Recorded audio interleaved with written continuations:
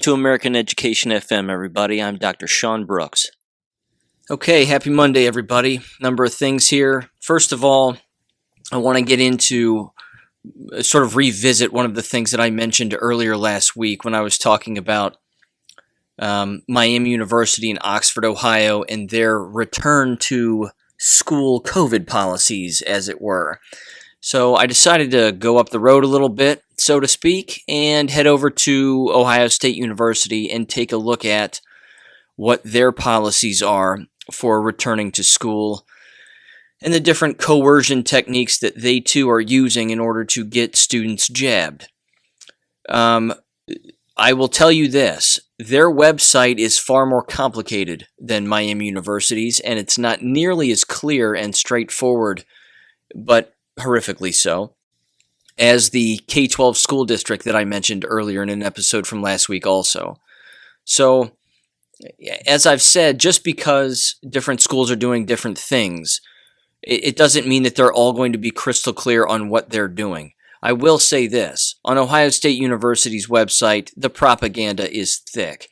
Lots of mask wearing, lots of pictures of adults taking jabs. You know, the old "we're all in this together" nonsense. It's really thick, and there's a lot of different safe and healthy protocol sort of portals, so to speak, where an individual can click and find out a ton more. But I did want to read this because this is kind of interesting, and again, this is on their page, and it says this.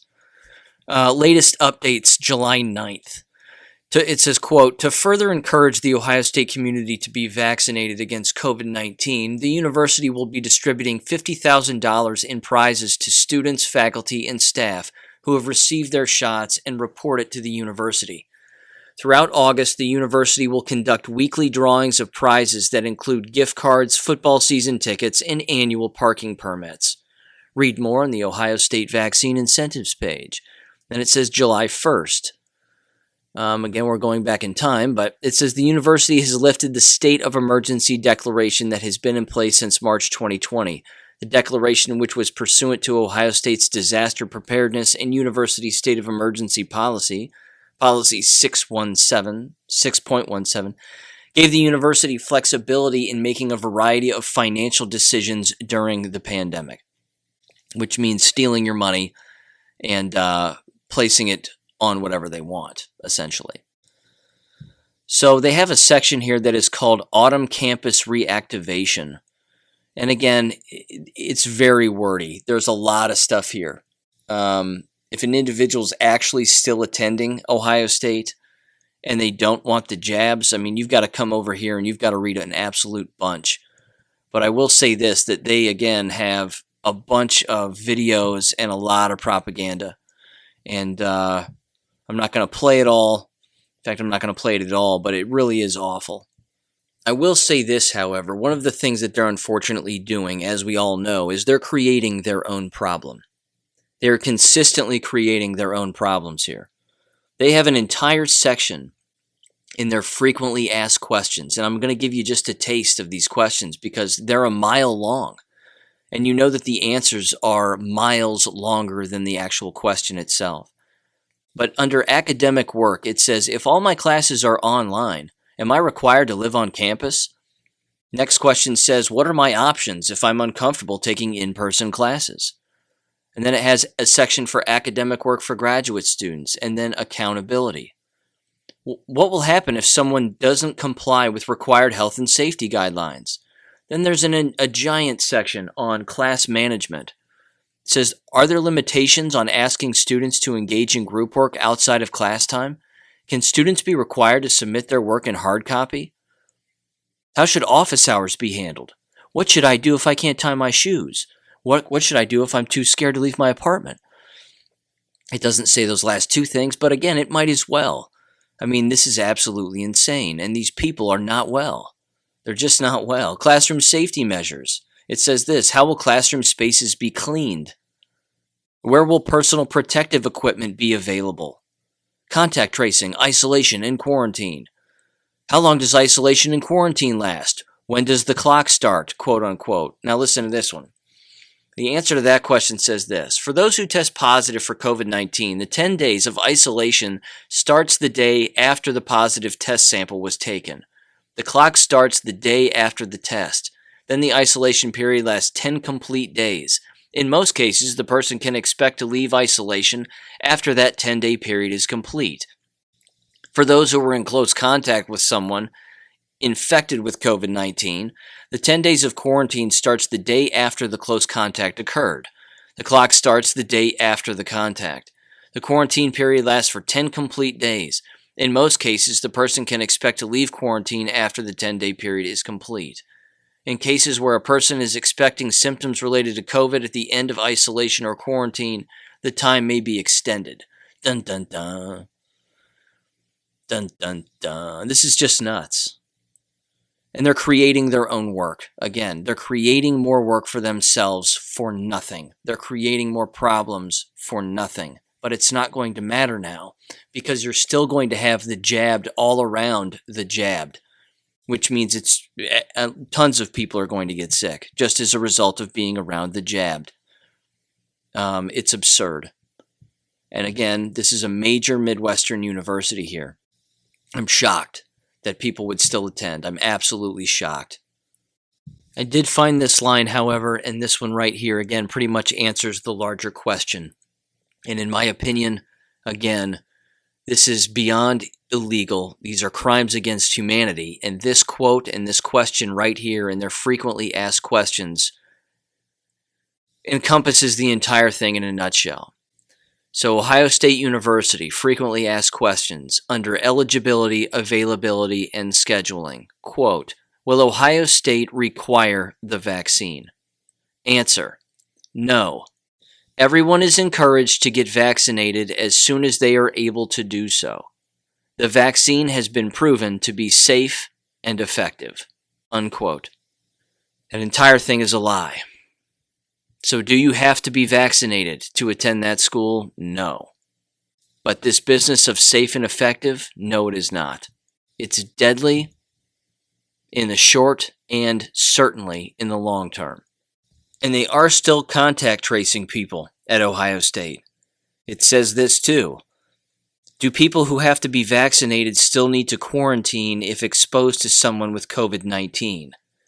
And then the answer, this is ridiculous, the answer is, quote, if you're fully vaccinated and identified as a close contact, the case investigation and contact tracing team will determine if your vaccination status currently qualifies you for a quarantine exemption. They can't even answer their own question, let alone make up their own mind. They also say this too.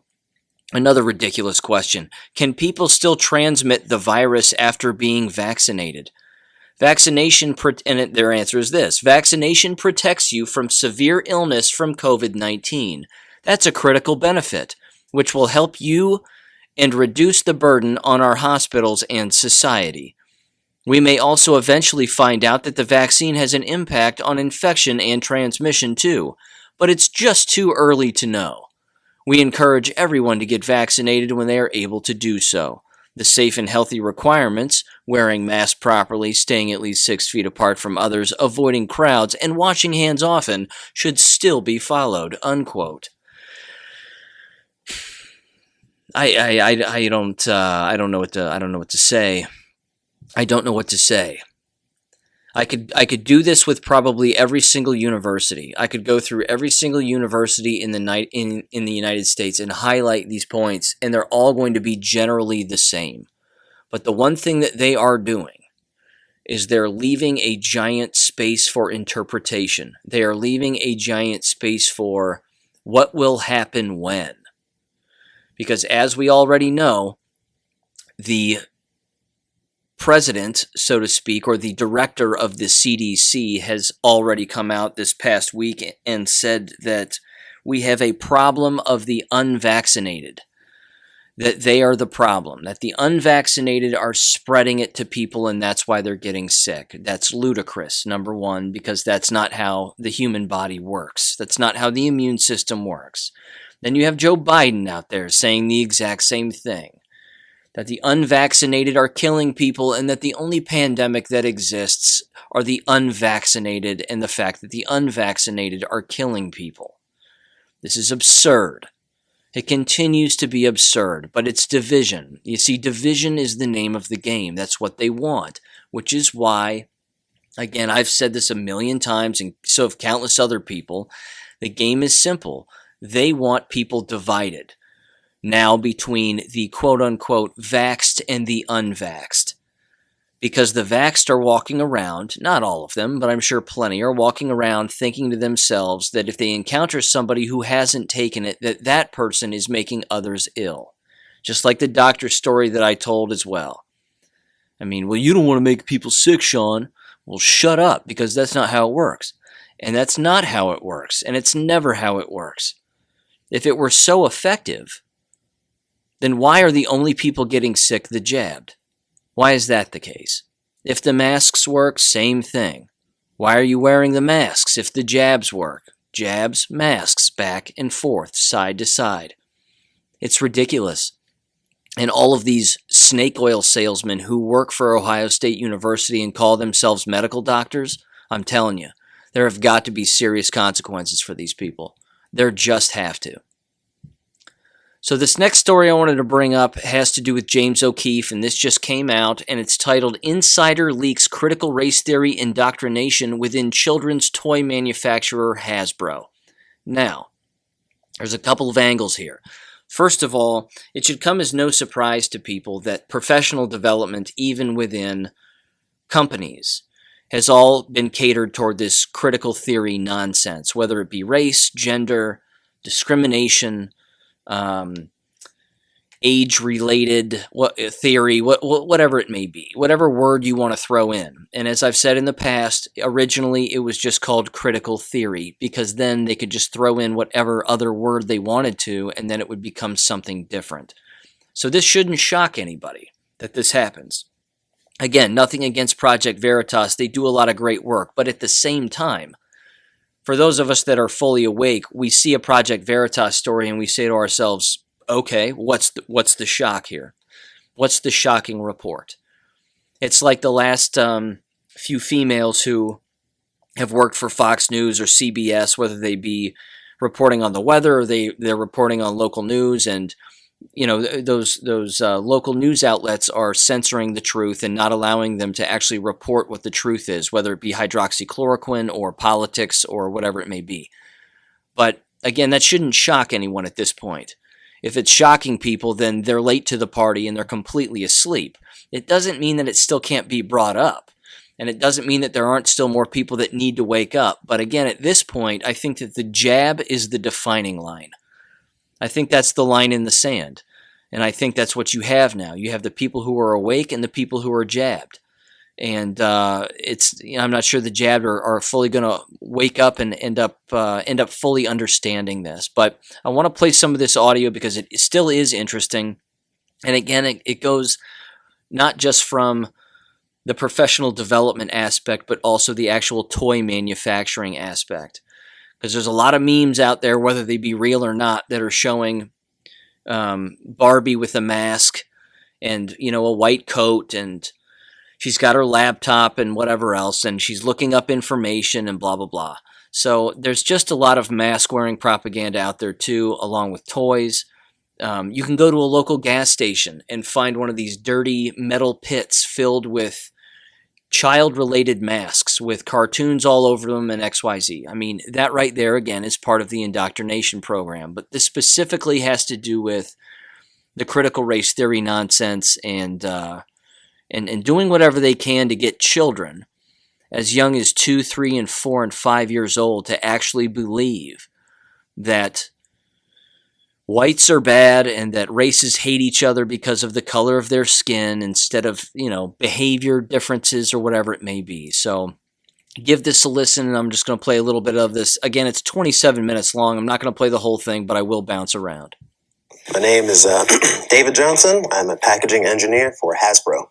They are attempting to covertly push CRT, critical race theory, through branding and messaging through their products. I decided to come to Project Veritas because I opposed the indoctrination of children that they wanted to push. Explain what we're looking at here. This is the program developed by the Conscious Kid, which is working with Hasbro to teach children about racial bias at an early age. Is this a mandatory all-hands training? Yes, it was mandatory for me. Children as young as 2 are already using race to reason about people's behaviors. 2-year-old racist is just an absurd concept. By 3 to 6 months, babies are beginning to notice and already express preference by race. By age 3, children are already starting to apply stereotypes. They also may use racist language intentionally at this age. I think this is where the math starts to slip a little bit. Is this what people are talking about regarding critical race theory? This is critical race theory in practice. They explain that the white children in particular have the particular bias against black people. It's a mainstream ideology now, and it's in a lot of our institutions. People that I've spoken to about these issues, and I'm trying to explain to them why teaching people to segregate based on race or by gender or by any other inherent characteristic is wrong. If you want your children to be looking at people based on their race, then you are opposing Dr. Martin Luther King's dream. So I think that's progress in its truest sense, that we should not be judging each other by the color of our skin, but rather by the content of our character and actions. To express overt racial biases against people of color. By age 3, children are already starting to apply stereotypes, and research shows that they also may use racist language intentionally at this age. And white children at this age may report explicit or overt negative attitudes towards people of color. Hasbro is going to use their lens, and Hasbro is going to push their principles through all levels of their product, marketing, packaging, what have you. We also see a lot of invisibility in products and media, and especially in children's products and media when it comes to communities of color.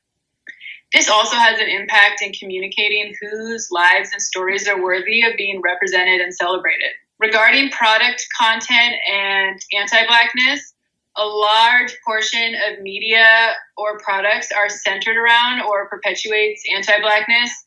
And research shows that negative or deficient depictions of Blackness in media and products perpetuates this anti-Blackness as well as aversive racial attitudes toward Black people. And beyond attitudes, this can have an actual impact on interactions with Black people. And for both kids and adults, stereotypes in the product and content can reinforce dangerous hostility and resentment towards marginalized community, and also exacerbate a lack of empathy, which is known as the racial empathy gap. So invisibility in products with Blackness. Yeah, I guess the point they're trying to make there is that you will see less, I guess, dolls or toys specifically for people with darker skin, which might be true, but again, we're not supposed to be a society where the Black people only play with the Black toys and the white people only play with the white toys. And to me, that's not progress, it's regress. It's a regress of the civil rights era and the progress that was made then. How can creators either reinforce or disrupt biases through product? Well, product can do one of 3 things, or all 3 things. It can send efficient or affirming messages about societal structures and narratives. Product can also communicate messages about racial power and privilege, and it can also impact the way children see and interact with the world, whether creators are being intentional or not. I think this is where they're really the math starts to slip a little bit, because the term racial power is very, very interesting. Because again, why are they trying to get people to see the world in terms of race if they're the same people who are complaining that one group is privileged over another? That the assumption in itself that one entire race of people is privileged over another because of their skin color is racist in itself. You're assuming that because their color just makes them walk through life easier, or their color of the skin makes them have a harder life just by default. That's stereotyping, which is the thing they're supposed to be complaining about. I commend him for coming forward, without a doubt. He's got a lot of courage doing this again, but it's just not new. The business of toy manipulation and book manipulation and word manipulation to divide people has been something that's really been around for quite some time. More so, though, here in the 21st century. So let me go backwards a little bit and share a couple of stories. When I was a kid, I played with G.I. Joes. My brother and I played with G.I. Joes. My cousins and I played with G.I. Joes. It didn't matter if we were male, female, whatever. And I'm not saying any of this to virtue signal. It's not what I'm doing. What I'm doing is I'm just telling you that all of this is a lie.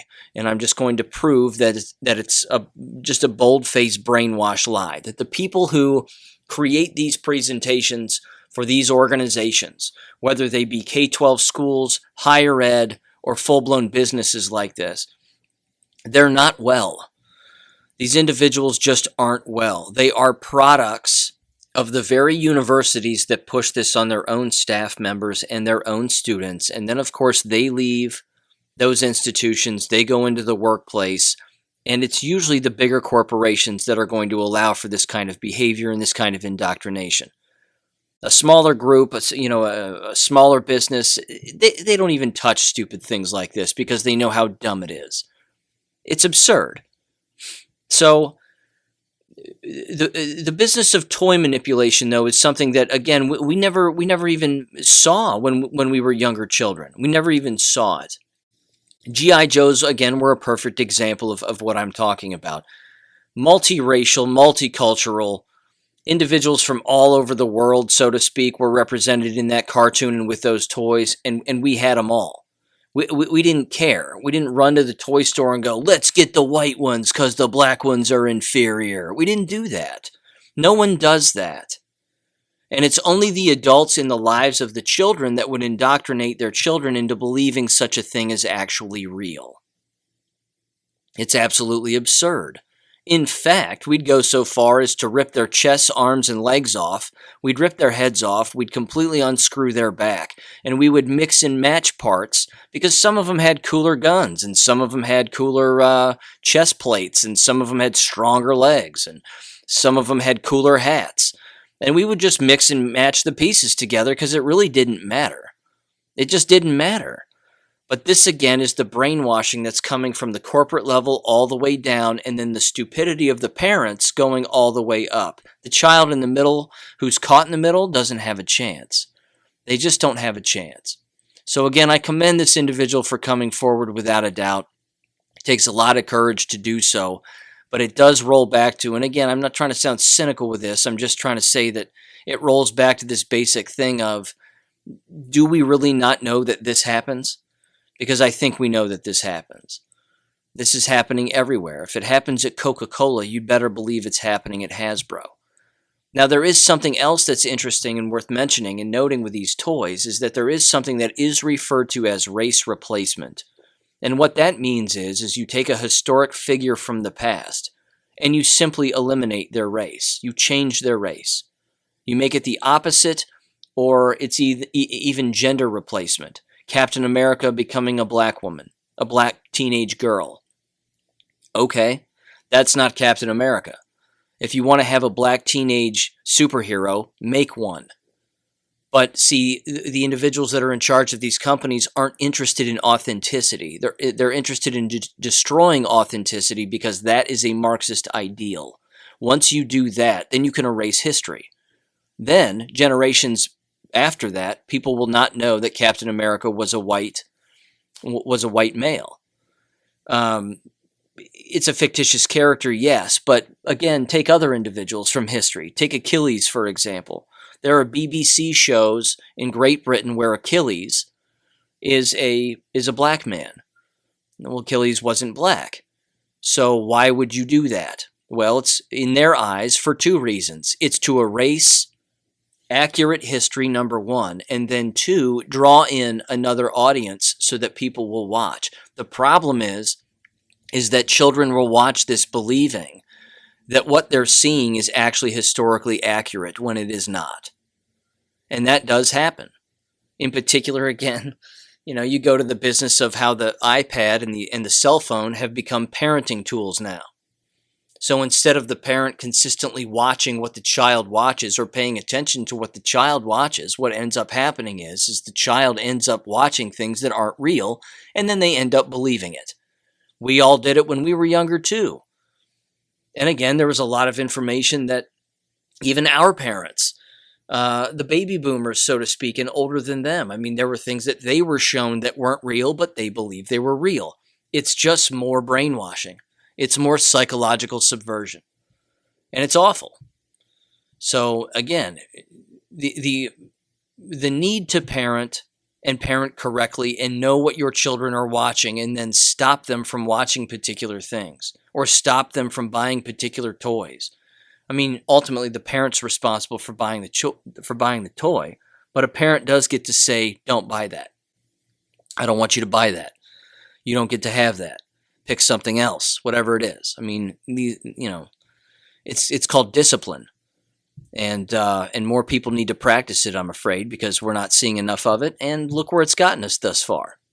Now, I want to end with this, and this is a clip from GreatBritainNews.uk with show host Neil Oliver, and this was over on Gab on Methods to Madness. And it's about 4 minutes long, and I want to play this because, again, he's talking about the jabs and how we have no business serving up children to be sacrificial lambs for the jabs. Because, again, we know what the jabs are already doing, and the people in the UK know exactly what the jabs are doing as well. But this business of these companies pushing this on children is an abomination, and they're not going to stop. They're going to do whatever they can here in the coming months to make sure that the FDA approves this for children, and you'd better believe that the blind sheep parents are going to walk their children straight into the slaughterhouse. That's just what's going to happen. So we have to keep talking about the harmful effects of this, making sure that children don't get this under any circumstance. Because we know the brainwashed doctors are out there. We know the brainwashed nurses are out there with their TikTok dances and all that other bullshit. And all it's going to do is get children killed. And then parents are going to look at each other and go, I don't know why my kid is sick. Well, you'd better know why. So this is Neil Oliver. Give him a listen. Now, Chris Whitty, the Chief Medical Officer for England, has predicted that restrictions, including face masks, will be needed, he says, after the 19th of July. Numbers are getting bigger again, more positive tests and the like. There's talk, serious talk, of vaccinating children against COVID-19, people under the age of 18. The EU are certainly keen. 19th of July is the latest in a long line of dates dangled in front of us proles and called something like Freedom Day. As always, though, the large print giveth, while the small print taketh away. Now, the subject of vaccinating children has already been addressed by others here on GB News, but I cannot let it lie without saying something too. Speaking for myself, from my heart, I say this is a fork in the road for our society. We will be judged, and we should be judged as human beings by what we do next. COVID-19 poses almost no threat at all to children. If they do catch it, the disease will manifest itself in almost every case in symptoms indistinguishable from those of the common cold. Never before in medical history has there been a proposal to vaccinate children against a disease that poses them no measurable harm. Added to this is the undeniable fact these vaccines for COVID are experimental in that no data is available concerning long-term effects. We vaccinate children against child killers like measles. We vaccinate adolescents against the HPV virus that causes cervical cancer. We vaccinate children against flu, which kills young and old alike. In each case, the vaccines had been in development and rigorous testing for many years before any syringe ever got near any human flesh. We have no long-term data about the long-term effects of the vaccines. Of course we don't. We haven't had the virus long-term, far less the vaccines against it. An 80-year-old approaching the end of life and opting to take such a vaccine is one thing, since the perceived benefits in the short term might outweigh the risks over the long term. A 10-year-old at the start of life A life in which decisions and actions taken in childhood might affect or compromise many decades of that life is another thing entirely. That we are even contemplating giving these vaccines to our children at this time when so much remains unknown, strikes me as nothing less than grotesque. The apparent justification is that children may spread the virus, and that by vaccinating them such risk is curtailed, that risk being primarily towards adults. But what of the risk to the children in receipt of a vaccine, the long-term effects of which must remain unknown for years to come? Are the adults of this country truly supporting the notion of standing behind a wall of safety built of our children and infants? That, to me, is an inversion of nature and should be contrary to what it means to be a parent, an adult with an eye to the future. From around the world, there are already reports of adults being offered free burgers and fries, or lottery tickets, or jobs, or easier sentences for crimes in return for taking the vaccine. What sort of vaccines are these? What sort of disease is COVID-19 indeed, if people must be bribed to take their medicine? A few years ago, had we heard about a pharmaceutical company bribing people to take a brand new drug, I think I'm right in saying there would have been an outcry of note and legal actions aplenty. And so we are standing at a fork in the road. I say a society that contemplates putting children in the front line of protecting adults, far less embarks upon such a strategy, is not a society worth saving. If we don't put children, the young of the species, first, above all others, then frankly, what's the point in anything? These vaccines are a choice for adults. Take them or don't. That's the stuff of a private and personal choice in an erstwhile free society. But leave the children alone. Leave the children alone. Good message, except here's the problem. There's two words he used consistently that I completely disagree with. Number one, he uses the word vaccine over and over again. It's not a vaccine. It's not the legal definition or medical definition of a vaccine. Even with the individuals that have a good message to say are still using the wrong words. That's why I use the word jab. And you hear other people say the jabs. It's simple. It's a jab of poison. That's what it is. It's venom. It's essentially venom. You're being bit by something that's being jabbed into you that is poisonous and venom and creating a venomous response. It is not a vaccine. That's number one. Number two, he used the word choice, that it's everyone's choice to take it or not. Ladies and gentlemen, if people were thinking human beings, they don't have to be critical thinkers, just thinkers. If they were just thinking, and they actually didn't rely solely on the opinion of one, but actually read more about it online and dug for it a little bit and looked around. In particular now, for God's sakes, with the amount of videos that are out there on BitChute and Telegram, Gab, you name it. Anybody on those platforms who watches or reads anything about these jabs, there's no way they would actually choose to take it. So when people will say this, and I've heard them say it, family members included, unfortunately, they'll say, well, I made a choice. It was our choice. I made a choice. No. You made the illusion of a choice. All you did was what eugenicists wanted you to do. All you did was what pedophiles wanted you to do. All you did is what population controllers wanted you to do. All you did is what criminals wanted you to do. That's not a choice. That's just you doing what someone else told you to do. And most people, I would hope anyway, would actually make choices based on facts instead of beliefs.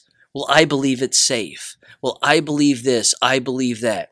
Well, people believe in Santa Claus and the Tooth Fairy, so how does that work out? Beliefs are not facts. They just aren't.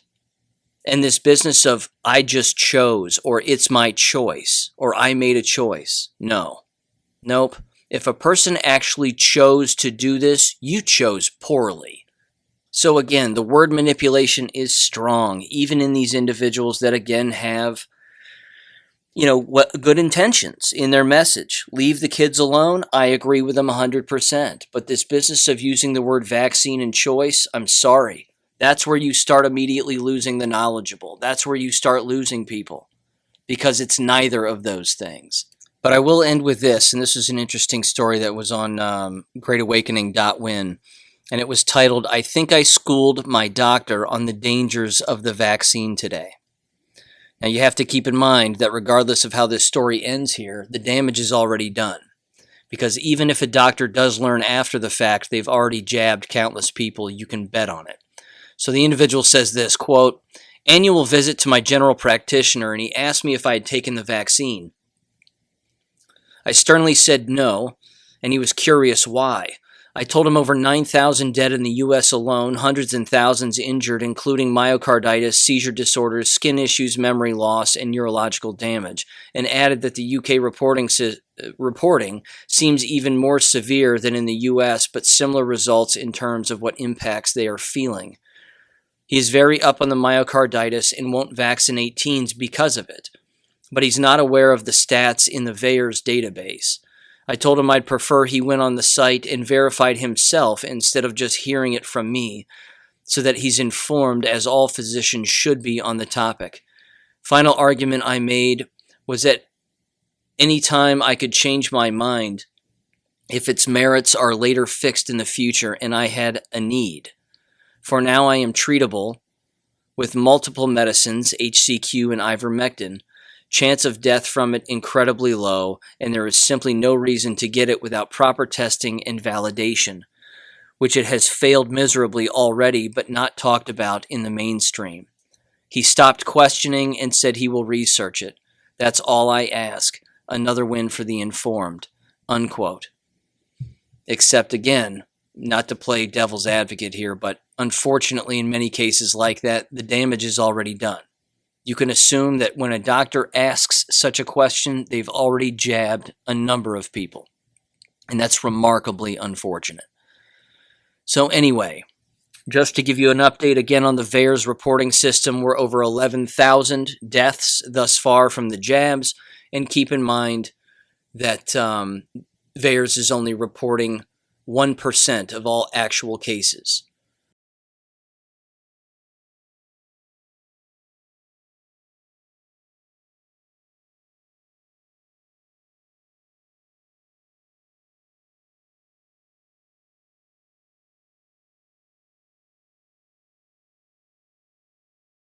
While at the exact same time, they're deleting posts from just the individuals that are reporting to VAERS in real time, because all of the posts are in chronological order and you can't even find all of them. So there you go. More to pay attention to. Again, just because it's the middle of summer doesn't mean the enemy is going to stop. They're going to keep going. So keep paying attention, stay vigilant, and I'll catch you Wednesday. Thank you for listening to American Education FM. Make sure and check out AmericanEducationFM.com for more information. Take care and God bless.